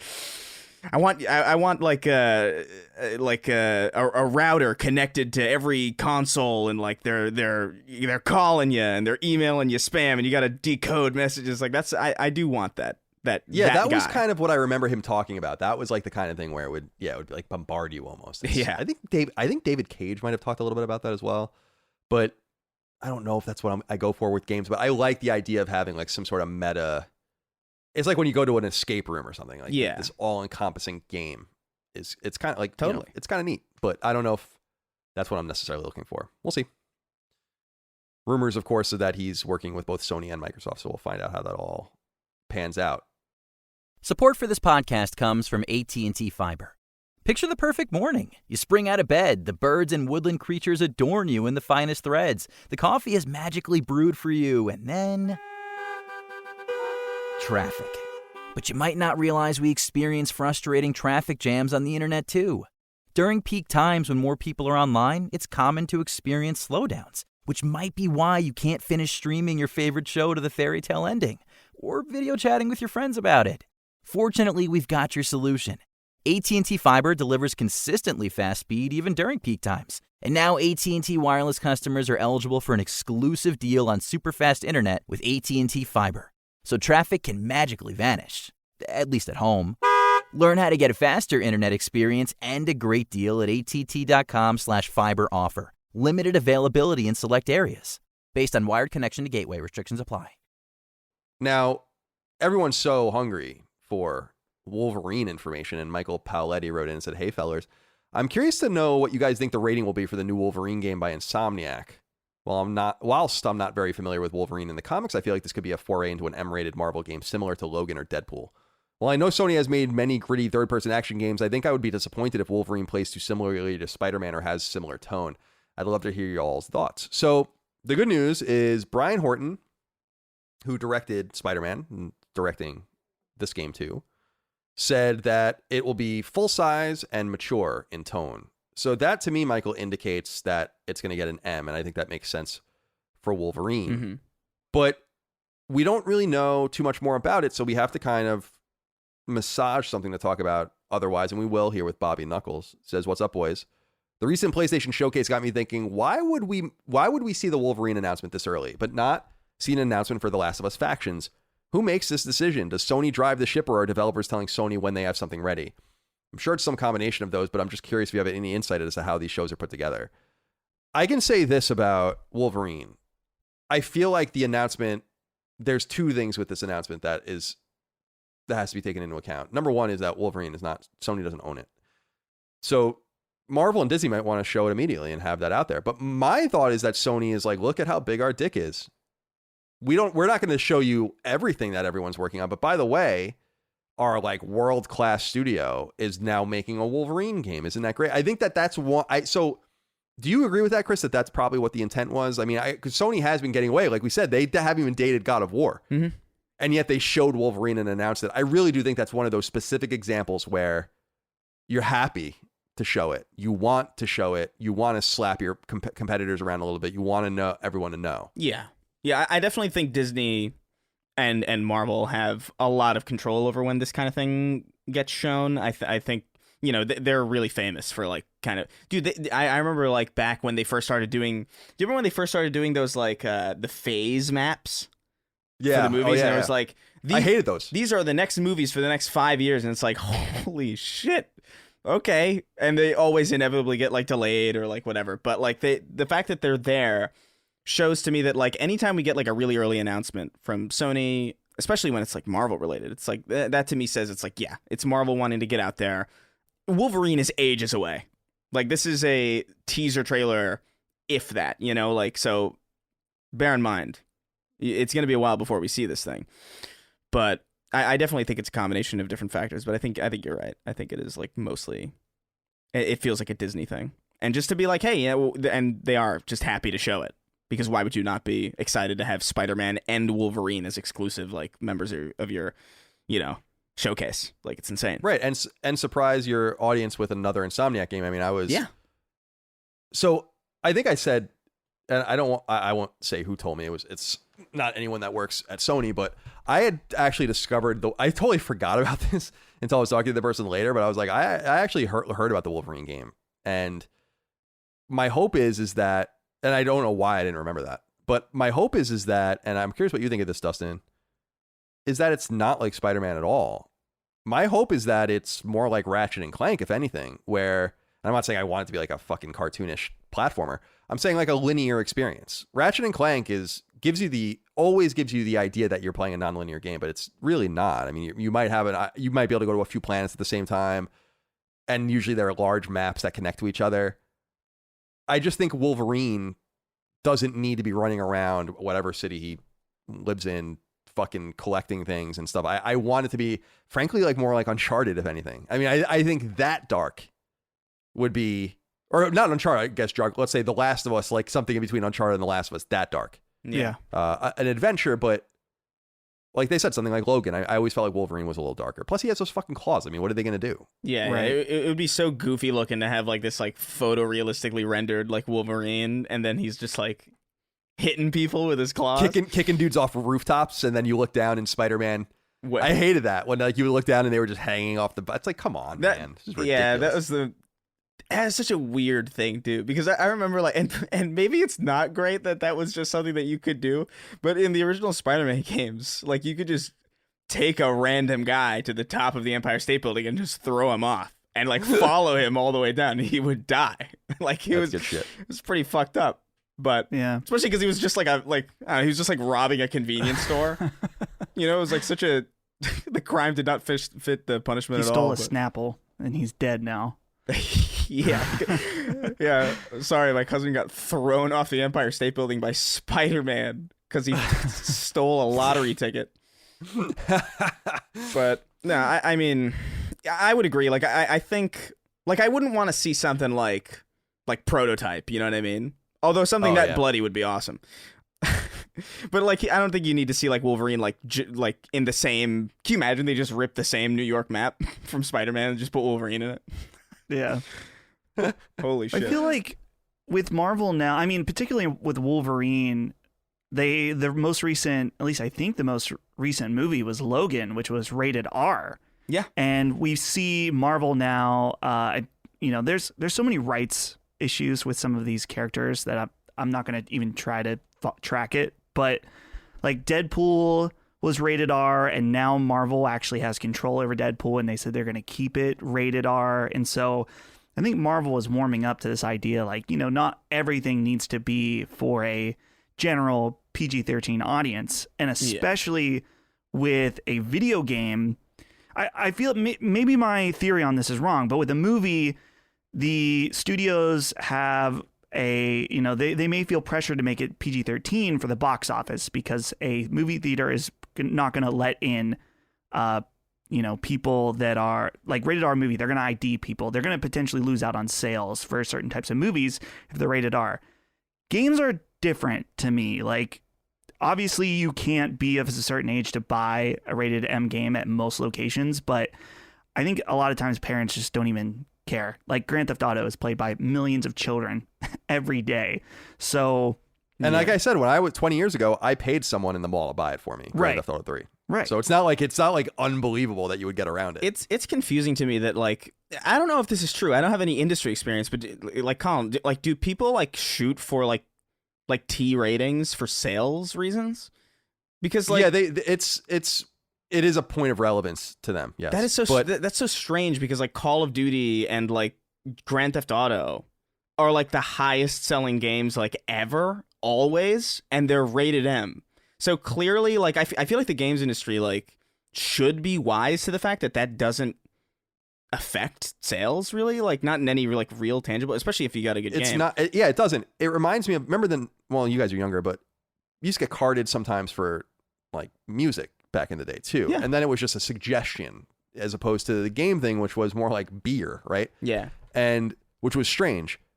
I think, as I understand it, a lot of, especially mid-tier publishers, like to shoot for T or lower because it lowers any barrier to entry for any numeric, any numeric alteration to the numbers in a positive way. In other words, they're not saying like we're an M-rated game and we're Last of Us or whatever. It's like, well, we just want people to just see this and have it as accessible as it possibly can be. So if a fucking 10-year-old wants to buy it, we should make it as easy to be. But I also don't know. I assume people are getting carded. That was the only time I ever wasn't able to buy a game, was that specific game. And I think it was because it was GTA and it was very controversial. Yeah. I bought it like the first week or whatever. So we'll see. We'll see what happens here. I'm curious to know more about Wolverine, but I think you're right, Chris, that we just won't be finding out for some time. As far as Bobby, what you're saying about the Last of Us factions, we talked a little bit about this last week, but I would not be surprised if that game is actually bigger than we think. Mm-hmm. As far as what they're trying to do with it. I think we've been seeing it as like some sort of $10 or $15, $20 download. And maybe it will be that, but I think it might be. I wouldn't even be surprised, as I said last week, if it has a single player component of some sort where it's like you can do wave-based stuff or whatever. I don't know. I think it might. We'll find out. Just 3 other pieces that I want to get through real quick, just in passing. 1047 Games, Splitgate. They raised $100 million in funding. I have no idea why everyone is so excited about this game. I was watching videos of it. I'm sure it's very fun to play, but I'm like, what the fuck? They have a $1.5 billion valuation now. Wow. Can you believe that? That's amazing. Again, Insomniac cost $229 million. The guys that are making Splitgate are worth $1.5 billion now. We already talked about it, but Sony leaked Destroy All Humans 2 remake, so that's going to come. So at the time we're recording this, there's going to be a THQ. Unfortunately, it sucks. I wish they were doing it before this, but there's going to be a THQ event with some announcements.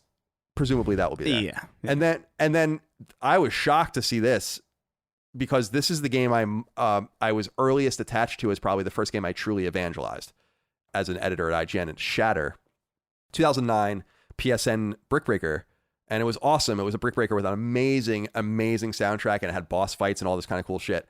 And I was a big fan of it, and I evangelized it, and I had a pretty good relationship with the developer Sidhe. They were a New Zealand studio.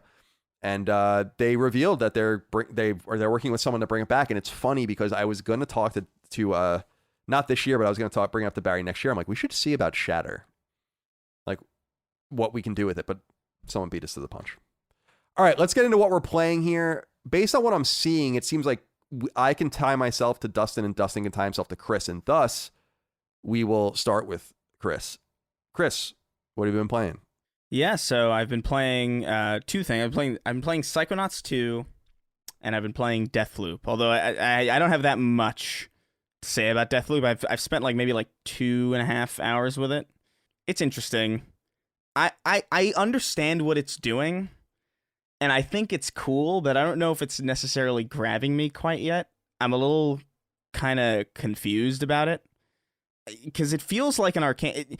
The thing that's bothering me most is that it reminds me a lot of Youngblood, and not in the sense that it's as bad. I don't think it's even. I don't think it's a bad game, but it's reminding me a lot, like the feel of it, and which, I mean, that does make sense that it would feel a little bit similar, but that's the one like nagging thing in my head. It's like, it's reminding me of this game that I hate, even though it's not even close. It's such a weird feeling to feel that like dissociation with it.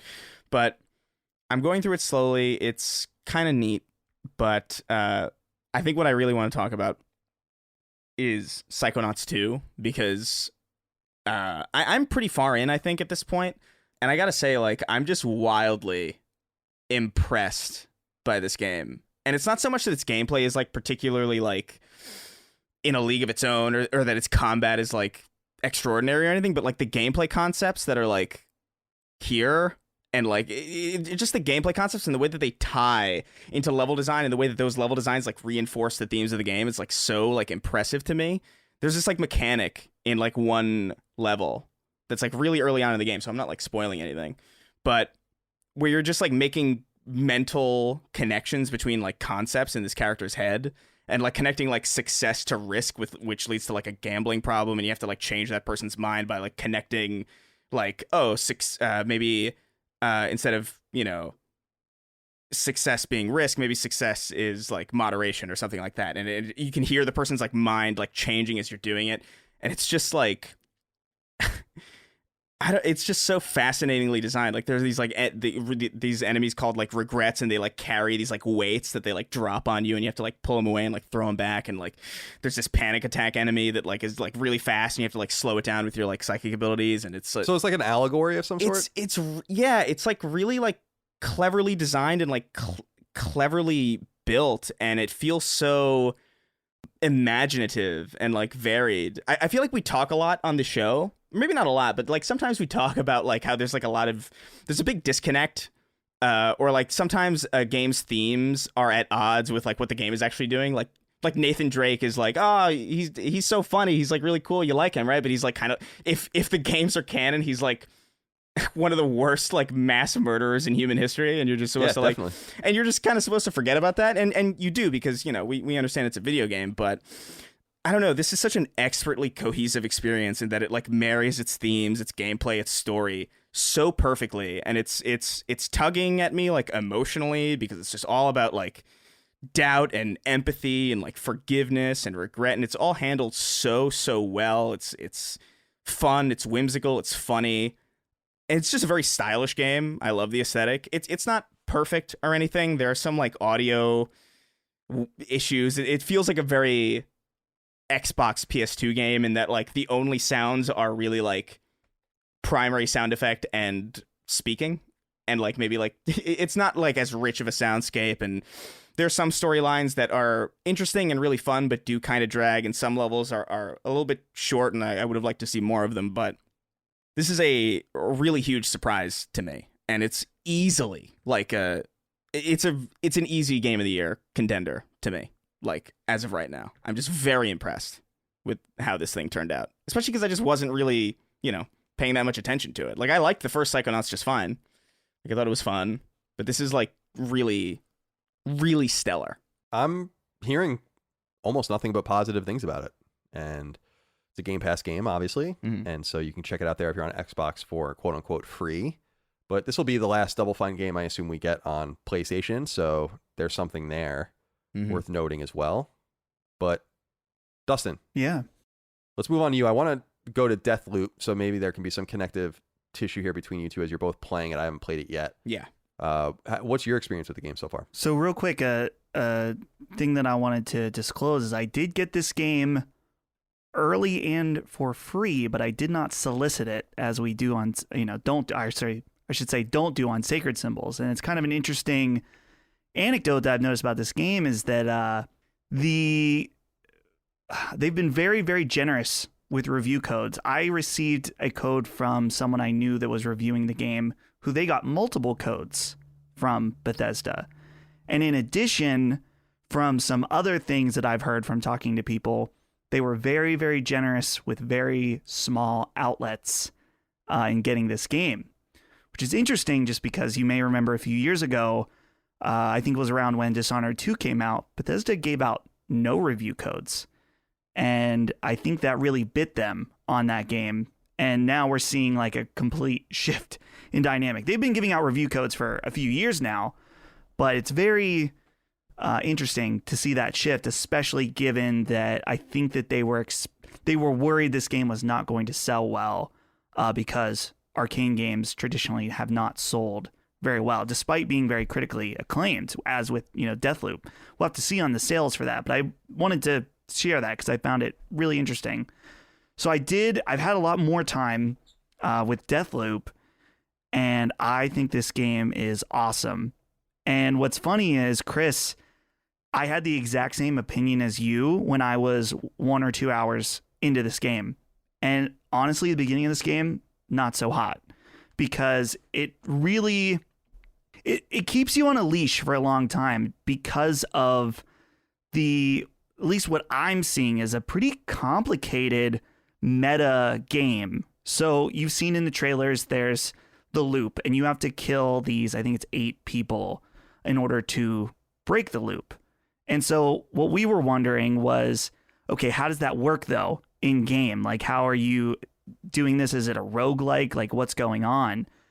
And this is actually what is drawing me to the game the most right now, is that I, on this show, was saying how I was concerned that it looked like a more action-heavy game, and I was worried that they were going to dilute some of the arcane aspects of this game.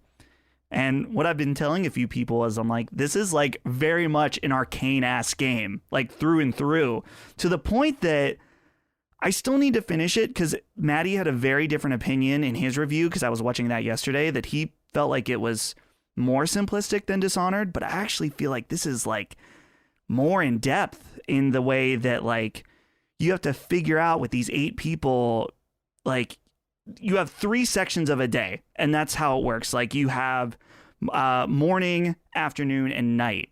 And so obviously it's impossible to kill these 8 people throughout these 3 sections of the day. And so a lot of the game is going through and figuring out how to manipulate things in order to get these people together in different ways. And that's where the game gets really unique to me in, like I said, it's meta aspects.